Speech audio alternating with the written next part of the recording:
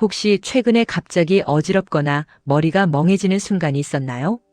단순히 피곤해서라고 생각하기 쉽지만 그때 혈압이 너무 낮았을 가능성이 있습니다.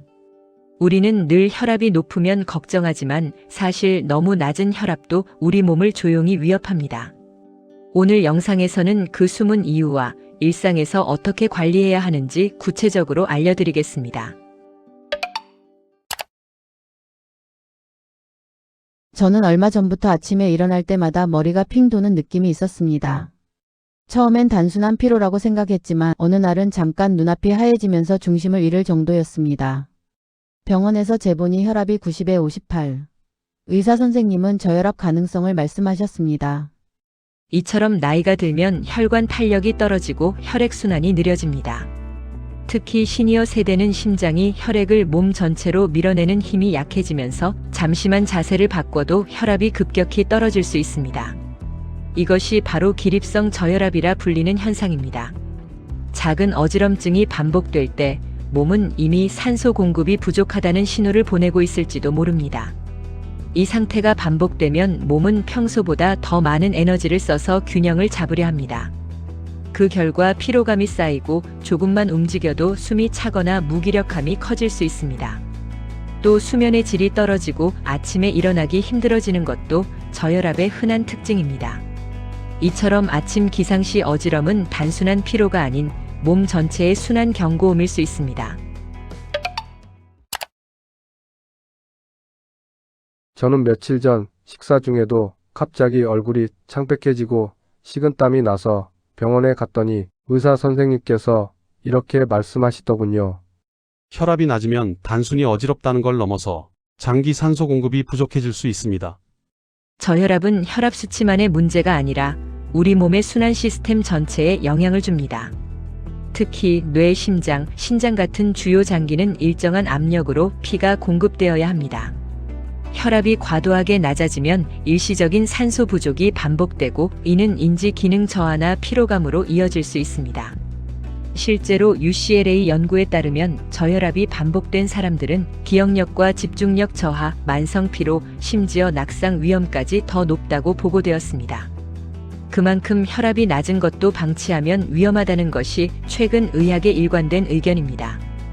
또한 이런 상태가 오래 지속되면 뇌의 미세 혈류량이 줄어 생각이 느려지고 말이 어눌해지는 순간적인 혼동 증상이 나타날 수도 있습니다. 심한 경우 앉았다가 일어날 때 순간적인 시야 흐림이나 이명이 동반되기도 하죠. 이런 작은 이상 신호를 무시하지 않고 조기에 대응하는 것이 매우 중요합니다. 저는 어지럼증도 없고 멀쩡한데 혈압이 낮대요. 괜찮은 거 아닌가요? 저혈압은 증상이 뚜렷하지 않아 스스로 느끼지 못하는 경우가 많습니다. 특히 중년 이후에는 혈압이 높았다가도 생활 습관, 약물, 체중 변화로 인해 조용히 낮아지는 경우가 많습니다. 혈압이 90 이하로 떨어져도 자각 증상이 없는 분들이 실제로 많습니다. 그러다 피로감, 손발 냉증, 집중력 저하 같은 변화가 누적되면서 하루의 활력이 점점 줄어드는 패턴을 보이죠. 또한 갑자기 일어설 때 순간적으로 멍함을 느끼거나 목덜미가 뻣뻣해지는 느낌이 있다면 이미 순환 저하가 시작된 것입니다. 저혈압이 장기간 지속되면 뇌로 가는 산소 공급이 감소해 수면의 질이 떨어지고 아침 피로가 심해지며 식욕이 줄어드는 경향도 나타납니다. 특히 이런 변화가 미묘하게 진행되기 때문에 괜찮겠지 하며 넘기는 분들이 많습니다. 여러분은 혹시 이유 없는 피로나 일어설 때 어지럼증을 느껴본 적이 있으신가요? 그 경험이 단순한 피로가 아니라 저혈압의 신호였을 수도 있습니다. 저는 60이 넘어서부터 조금만 더워도 쉽게 기운이 빠지고 여름에는 밖에 나가기가 겁날 정도였습니다. 병원에 가서 검사를 해보니 의사 선생님이 이렇게 말씀하시더군요. 나이가 들면 혈압 조절 기능이 둔해져서 체온 변화나 탈수에도 민감합니다. 노년층은 체내 수분량이 줄고 신경계 반응이 느려집니다. 또 고혈압약을 복용 중인 분이라면 약물에 의해 혈압이 필요 이상으로 떨어지는 경우도 적지 않습니다.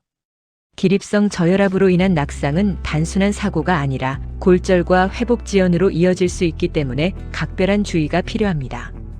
특히 여름철에는 땀을 많이 흘리면서 수분 손실이 커지고 그만큼 혈액량이 줄어 저혈압이 심해질 수 있습니다. 그래서 하루 종일 조금씩 물을 마시고 기상 직후에는 천천히 몸을 일으키는 습관이 중요합니다. 또한 장시간 한 자세로 앉아 있을 때는 다리 근육이 혈액을 위로 밀어주는 작용이 줄어 순환이 정체되기 쉽습니다. 이때는 1시간에 한 번씩 자리에서 일어나 가볍게 다리를 움직이는 것만으로도 혈압 급강하를 예방할 수 있습니다. 조용히 앉아서 책을 읽는 시간조차 작은 스트레칭을 곁들이면 몸이 훨씬 안정된 혈류를 유지할 수 있습니다. 저는 저혈압이라는 진단을 받고서야 왜 그렇게 쉽게 피곤하고 잠이 쏟아졌는지 이해할 수 있었습니다. 낮은 혈압이 지속되면 우리 몸은 에너지를 효율적으로 쓰지 못해 심장은 더 빨리 뛰고 두통이나 어깨 결림이 나타나기도 합니다. 이때 무리하게 카페인을 늘리거나 진통제를 자주 복용하는 건 오히려 부담이 됩니다. 피로가 누적될수록 순환계는 더 부담을 느끼고 이 악순환이 반복되면 면역력 저하로 이어집니다. 따라서 저혈압이 의심될 때는 단순한 피로로 넘기지 말고 혈압을 측정해 자신만의 기준을 확인하는 습관이 필요합니다. 특히 오후 시간대에 갑자기 졸리거나 머리가 띵할 때 단순한 식곤증이 아닌 혈압 저하일 수 있습니다. 이럴 땐 카페인보다는 가벼운 스트레칭이나 따뜻한 물 한 잔으로 혈류를 회복시키는 것이 훨씬 효과적입니다. 저혈압은 병이라기보다 생활 속 균형이 무너졌다는 신호일 수 있습니다. 따라서 몸이 보내는 작은 변화를 놓치지 않는 것이 무엇보다 중요합니다. 이제 끝까지 보신 분들을 위한 보너스 팁 2가지를 알려드립니다. 첫째, 아침 저혈압 예방을 위한 1분 루틴. 아침에 일어나자마자 벌떡 일어나지 말고 먼저 침대에서 1분 정도 다리를 천천히 움직여주세요. 이 간단한 동작이 혈류를 위로 올려 기립성 저혈압을 막아줍니다. 또 따뜻한 물 한 잔을 천천히 마시면 순환이 자연스럽게 시작됩니다. 둘째, 식사 후 혈압 급강하 막는 생활 습관. 식사 후 갑자기 졸리거나 어지러운 분들이 있습니다. 이것은 소화 과정에서 혈액이 위장으로 몰리며 일시적으로 혈압이 떨어지는 현상입니다. 이를 예방하려면 한 번에 많은 양을 먹지 말고 식사 중 천천히 수분을 섭취하는 것이 좋습니다. 또 식사 후 바로 눕지 않고 10분 정도 앉아있는 습관도 도움이 됩니다. 혈압은 숫자 하나로만 볼 수 있는 게 아닙니다. 너무 높아도 문제지만 너무 낮아도 우리 몸의 균형이 무너집니다. 특히 중년과 시니어 세대는 일상의 작은 피로 속에도 순환과 산소 공급의 신호가 숨어 있습니다. 오늘 들으신 내용이 여러분의 하루를 조금 더 건강하게 바꾸는 계기가 되길 바랍니다. 여러분은 혹시 어지럼증이나 피로로 불편했던 경험이 있으신가요?